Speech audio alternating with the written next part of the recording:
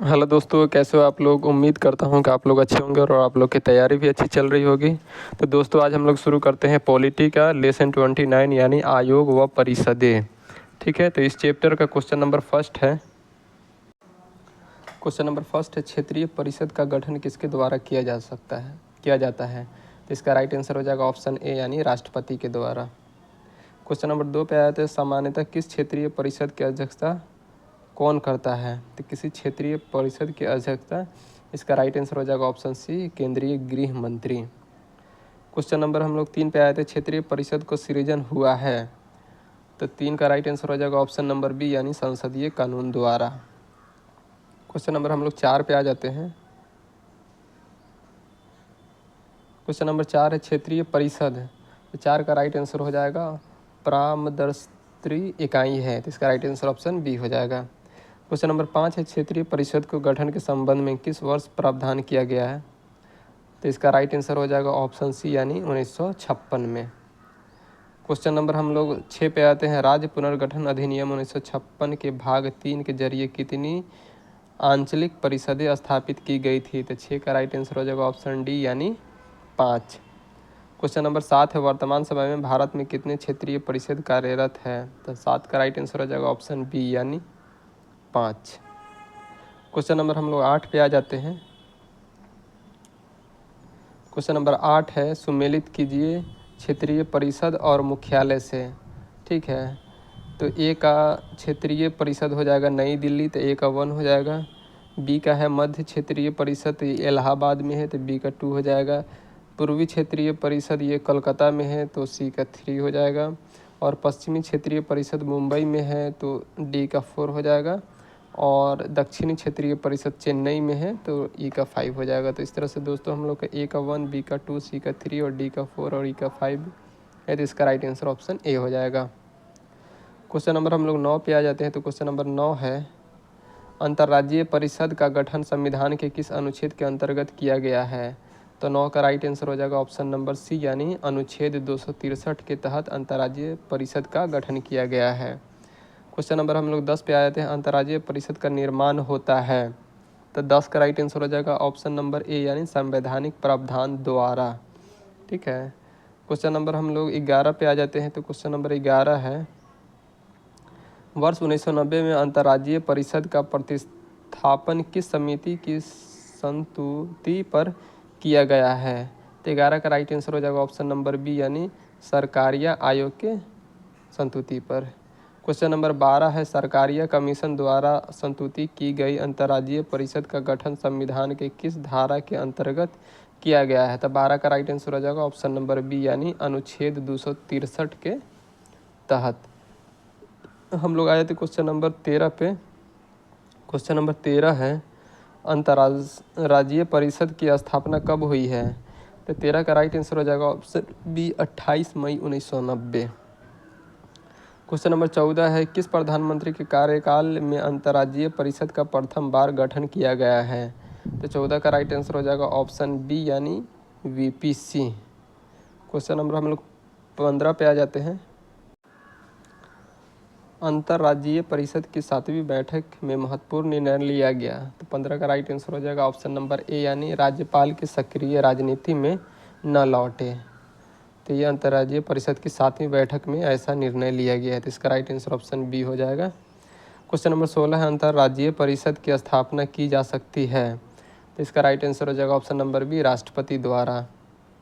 Question number हम लोग 17 पे आ जाते हैं। तो क्वेश्चन नंबर 17 है, राष्ट्रपति द्वारा नियुक्त अंतर्राज्यीय परिषद का प्रमुख कार्य क्या है। तो 17 का राइट आंसर हो जाएगा ऑप्शन नंबर डी यानी उपर्युक्त सही। तो ऑप्शन ए में दिया हुआ है, राज्यों के मध्य उत्पन्न विवादों की जांच करना और उन पर परामर्श देना, ये अंतर्राज्यीय परिषद का कार्य है। बी में दिया हुआ, प्रमुख कुछ या सभी राज्यों के अथवा एक से अधिक राज्यों के समान हित से संबंधित विषयों का जांच विचार विमर्श करना। सी में दिया हुआ, उपर्युक्त विषयों को विशेषकर इनसे संबंधित नीति और कार्यों के बेहतर समन्वय की सिफारिश करना। तो इसका राइट आंसर हो जाएगा ऑप्शन डी यानी उपर्युक्त सभी। क्वेश्चन नंबर हम लोग 18 पे आ जाते हैं। तो क्वेश्चन नंबर 18 है, योजना आयोग की स्थापना किस वर्ष की गई। तो योजना आयोग की स्थापना 1950 में की गई। तो 18 का राइट आंसर ऑप्शन ए हो जाएगा। क्वेश्चन नंबर 1950 में भारत में योजना आयोग की स्थापना की गई। तो योजना आयोग की स्थापना की गई, तो 19 का राइट आंसर हो जाएगा ऑप्शन नंबर बी, केंद्रीय मंत्रिमंडल के एक प्रस्ताव द्वारा। क्वेश्चन नंबर हम लोग 20 पे आ जाते हैं। तो क्वेश्चन नंबर 20 है, 1950 में योजना आयोग का गठन निम्न में से किसके संकल्प द्वारा किया गया? तो 20 का राइट आंसर हो जाएगा ऑप्शन सी, संघीय मंत्रिमंडल के संकल्प के द्वारा। क्वेश्चन नंबर 21 पे योजना आयोग से सर्वाधिक प्रभावित हुआ है। तो योजना आयोग से सर्वाधिक प्रभावित ये है वित्त आयोग, जो कि ऑप्शन नंबर डी में है। तो इसका राइट आंसर ऑप्शन डी हो जाएगा। क्वेश्चन नंबर 22 है, योजना आयोग ने संघवाद को निरस्त कर दिया, यह किसका विचार है? तो ये विचार है अशोक चंदा का, जो कि ऑप्शन नंबर बी में है। तो इसका राइट आंसर ऑप्शन बी हो जाएगा। क्वेश्चन नंबर 23 पे हम लोग आ जाते हैं। क्वेश्चन नंबर 23 है, भारत सरकार के नीति आयोग का गठन निम्न में से किसके स्थान पर किया गया है? तो योजना आयोग के स्थान पर नीति आयोग का गठन किया गया है। तो इसका राइट आंसर 23 का राइट आंसर ऑप्शन बी हो जाएगा। क्वेश्चन नंबर 24 है, पूर्ववर्ती योजना आयोग को आर्थिक मंत्रिमंडल किसने बनाया था? तो पूर्ववर्ती योजना आयोग का आर्थिक मंत्रिमंडल, ये 24 का राइट आंसर हो जाएगा ऑप्शन बी, अशोक चंदा ने। क्वेश्चन नंबर 25 है, पूर्ववर्ती योजना आयोग का गठन निम्न में से किस की अनुशंसा से हुआ था? तो 25 का राइट आंसर हो जाएगा ऑप्शन सी, योजना सलाहकार बोर्ड, ऑप्शन सी इसका राइट आंसर हो जाएगा। हम लोग आ जाते हैं क्वेश्चन नंबर 26 पे। तो क्वेश्चन नंबर 26 है, पूर्ववर्ती योजना आयोग को निम्न में से किसने कहा था कि यह न केवल केंद्र बल्कि राज्यों के लिए भी आर्थिक मंत्रिमंडल है? ठीक है, तो इसका राइट आंसर हो जाएगा 26 का राइट आंसर हो जाएगा ऑप्शन डी, यानी 2 और 5। तो वित्त मंत्री और योजना मंत्री, ये राइट आंसर हो जाएगा ऑप्शन डी। क्वेश्चन नंबर हम लोग 28 पे आ जाते हैं। योजना आयोग का प्रथम उपाध्यक्ष थे। तो 28 का राइट आंसर हो जाएगा option number B, Gulzari Lal Nanda, ये प्रथम उपाध्यक्ष थे। ऐसे अध्यक्ष तो ये होता है प्रधानमंत्री होता है, उपाध्यक्ष प्रथम उपाध्यक्ष से गुलजारी लाल नंदा। तो इसका राइट आंसर ऑप्शन बी हो जाएगा। क्वेश्चन नंबर 29 है, निम्नलिखित में से कौन सी नीति आयोग का उद्देश्य नहीं है? तो 29 का राइट आंसर हो जाएगा ऑप्शन नंबर डी, यानी यह अंतर्राज्य विवादों के समाधान के लिए समग्र उपाय प्रदाता के रूप में एक मंच प्रदान करता है। तो ऐसा नहीं, तो ये ऑप्शन गलत है। तो इसका राइट आंसर ऑप्शन डी हो जाएगा। हम लोग आ जाते हैं क्वेश्चन नंबर 30 पे। तो क्वेश्चन नंबर 30 है, निम्नलिखित में से कौन सा संविधानेतर संस्था है? संविधानेतर संस्था है। तो इसका राइट आंसर हो जाएगा ऑप्शन नंबर बी, यानी वित्त आयोग। तो 30 का राइट आंसर हो जाएगा option number C, NITI Aayog. Question number हम लोग आ जाते हैं 31 पे, निम्नलिखित में से कौन सा एक संविधान का अंग नहीं है? तो संविधान का अंग कौन नहीं है? तो 31 का राइट आंसर हो जाएगा option number D, NITI Aayog. Question number हम लोग 32 पे आ जाते हैं, नीति आयोग का स्वरूप क्या है? तो 32 का राइट आंसर हो जाएगा ऑप्शन नंबर बी, यानी परामर्शत्रयी संस्था। तो इसका राइट आंसर हो जाएगा option number B. Question number हम लोग 33 पे आ जाते हैं, निम्नलिखित में से कौन सा एक संवैधानिक निकाय नहीं है? तो 33 का राइट आंसर हो जाएगा option number D, NITI Aayog, ये संवैधानिक निकाय नहीं है। क्वेश्चन नंबर 34 पे, निम्नलिखित में से कौन सा संविधानेतर और विविवाह निकाय है? तो 34 का राइट आंसर हो जाएगा ऑप्शन डी, यानी उपर्युक्त सभी। तो ए में दिया हुआ राष्ट्रीय विकास परिषद, बी में है राष्ट्रीय एकता परिषद और सी में है नीति आयोग। तो इसका राइट आंसर होगा ऑप्शन डी, यानी उपर्युक्त सभी। क्वेश्चन नंबर हम लोग 35 पे आ जाते हैं। तो क्वेश्चन नंबर 35 है, भारत के योजना आयोग को डैश में नीति आयोग द्वारा प्रस्थापित किया गया है? तो ये 2015 में प्रस्थापित किया गया था, जनवरी 2015 में। तो इसका राइट आंसर ऑप्शन डी हो जाएगा। क्वेश्चन नंबर 36 है, नीति आयोग का अध्यक्ष होता है? तो ये अध्यक्ष होता है प्रधानमंत्री। तो इसका राइट आंसर ऑप्शन ए हो जाएगा। क्वेश्चन नंबर 37 है, नीति आयोग का पदेन सभापति कौन होता है? तो ये होता है प्रधानमंत्री, जो कि ऑप्शन बी में दिया हुआ है। क्वेश्चन नंबर 38 है, भारत के नीति आयोग के संबंध में निम्नलिखित में से कौन सा कथन सही है? तो 38 का राइट आंसर हो जाएगा ऑप्शन नंबर डी, यानी ए में दिया हुआ नीति आयोग का संविधान में कोई उल्लेख नहीं है, ये सही है। बी में दिया हुआ इसका उपाध्यक्ष एवं सदस्यों के लिए कोई निश्चित कार्यकाल नहीं होता है, ये भी सही है।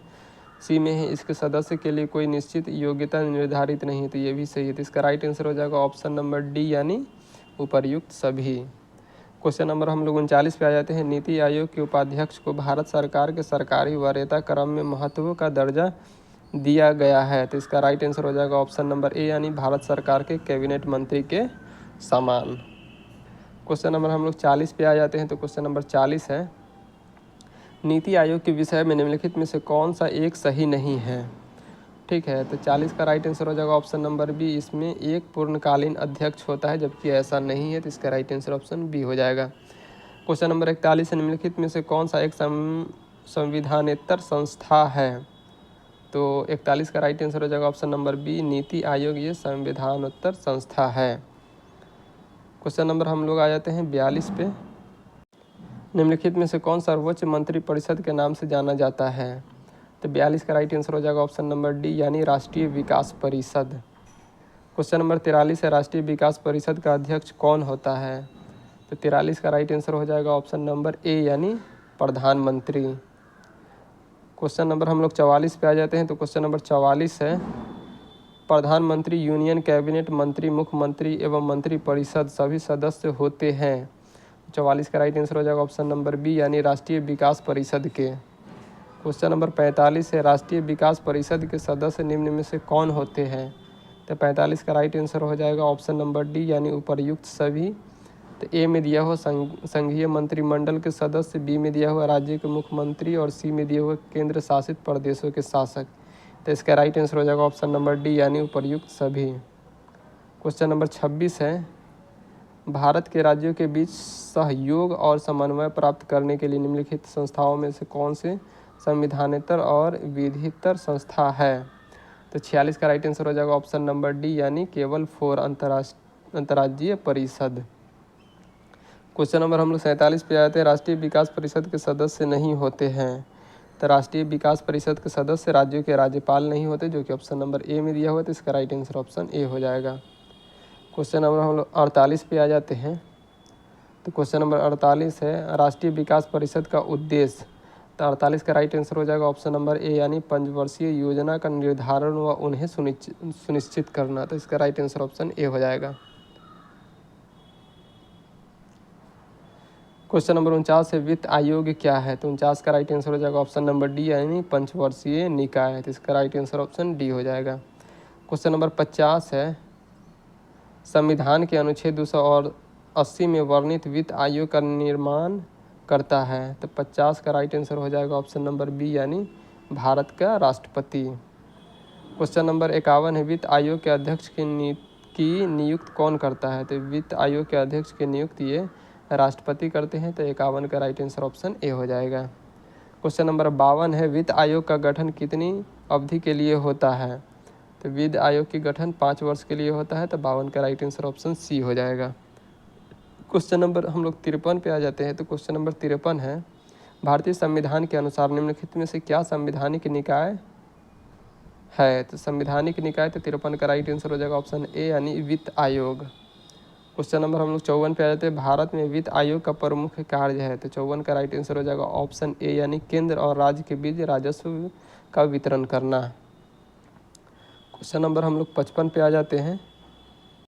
क्वेश्चन नंबर 55 है, केंद्र और राज्य में राजस्व के वितरण के सबसे महत्वपूर्ण भूमिका निम्नलिखित में से कौन निभाता है।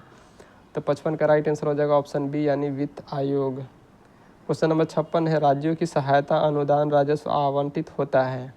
तो 56 का राइट आंसर हो जाएगा ऑप्शन सी, यानी वित्त आयोग द्वारा। क्वेश्चन नंबर हम लोग 57 पे आ जाते हैं। तो 57 का है, सामान्यतः 5 वर्षों बाद वित्त आयोग की स्थापना की जाती है। तो 57 का राइट आंसर हो जाएगा ऑप्शन नंबर डी, केंद्रीय अनुदान और संघ के राजस्व के राज्यों का अंश निर्धारित करने के लिए। तो इसका राइट आंसर ऑप्शन डी हो जाएगा। क्वेश्चन नंबर 58 है, राज्यों के कर भाग को निर्धारित करने का अधिकार किसके पास है। तो 58 का राइट आंसर हो जाएगा ऑप्शन डी, वित्त आयोग के पास। क्वेश्चन नंबर हम लोग 59 पे आ जाते हैं, केंद्र एवं राज्यों के मध्य वित्तीय विवादों के निपटारे हेतु मुख्य एजेंसी है। तो 59 का राइट आंसर हो जाएगा ऑप्शन डी, यानी वित्त आयोग। क्वेश्चन नंबर 60 है, भारत में संघीय वित्त का संबंध रखता है। तो 60 का राइट आंसर हो जाएगा ऑप्शन बी, यानी राज्य एवं केंद्रों के बीच वित्त से। क्वेश्चन नंबर 61 पे आ जाते हैं हम लोग। क्वेश्चन नंबर 61 है, भारत में राष्ट्रपति को विशिष्ट केंद्र राज्य राजकोष संबंधों के बारे में सुझाव किसके द्वारा दिया जाता है? तो 61 का राइट आंसर हो जाएगा ऑप्शन डी यानी वित्त आयोग के द्वारा। क्वेश्चन नंबर 62 है, संघ और राज्यों के मध्य वित्तीय संसाधनों के वितरण के संबंध में सलाह देने के लिए राष्ट्रपति निम्न में से किसकी नियुक्ति 5 वर्षों के लिए करते हैं? तो 62 का राइट आंसर हो जाएगा ऑप्शन नंबर बी यानी वित्त आयोग। क्वेश्चन नंबर हम लोग 63 पे आ जाते हैं। तो क्वेश्चन नंबर 63 है, कौन सा प्राधिकरण भारत की समेकित निधि में से राज्यों के राजस्व की सहायता अनुदान देने वाले सिद्धांतों की अनुशंसा करता है? तो 63 का राइट आंसर हो जाएगा ऑप्शन डी यानी वित्त आयोग। क्वेश्चन नंबर 64 है, निम्नलिखित में से कौन सा एक वित्त आयोग का कार्य नहीं है? तो 64 का राइट आंसर हो जाएगा ऑप्शन नंबर डी यानी व्यापार कर का विभाजन। ठीक है, हम लोग आ जाते हैं क्वेश्चन नंबर 65 पे। तो क्वेश्चन नंबर 65 है, राज्यों को वित्त आवंटन किसकी संतुति पर किया जाता है? तो राज्यों के वित्त आवंटन ये ऑप्शन ए यानी वित्त आयोग की संतुति पर किया जा सकता है। इसका राइट आंसर ऑप्शन ए हो जाएगा। क्वेश्चन नंबर 66 है, केंद्र राज्य वित्तीय संबंधों का निर्धारण कौन करता है? तो 66 का राइट आंसर हो जाएगा ऑप्शन सी वित्त आयोग। क्वेश्चन नंबर 67 है, निम्नलिखित में से किसका गठन भारतीय संविधान के अनुच्छेद 280 के तहत किया गया है? तो 280 के तहत वित्त आयोग का गठन किया गया है, जो कि ऑप्शन सी में दिया हुआ है। क्वेश्चन नंबर हम लोग 68 पे आ जाते हैं। तो क्वेश्चन नंबर 68 है, वित्त आयोग के अध्यक्ष के अतिरिक्त कितने सदस्यों की व्यवस्था है? तो इसका राइट आंसर हो जाएगा ऑप्शन बी यानी 4 सदस्यों की व्यवस्था है। ठीक है, तो इस तरह से दोस्तों हम लोगों ने इस चैप्टर का 68 नंबर क्वेश्चन तक कंप्लीट कर दिए हैं। बाकी जो क्वेश्चन बचे हैं वो नेक्स्ट वीडियो में कंप्लीट किया जाएगा। तो अगर वीडियो अच्छी लग रही है तो लाइक कीजिए, शेयर कीजिए, अगर सब्सक्राइब नहीं किए हैं तो सब्सक्राइब भी कर लीजिए। धन्यवाद।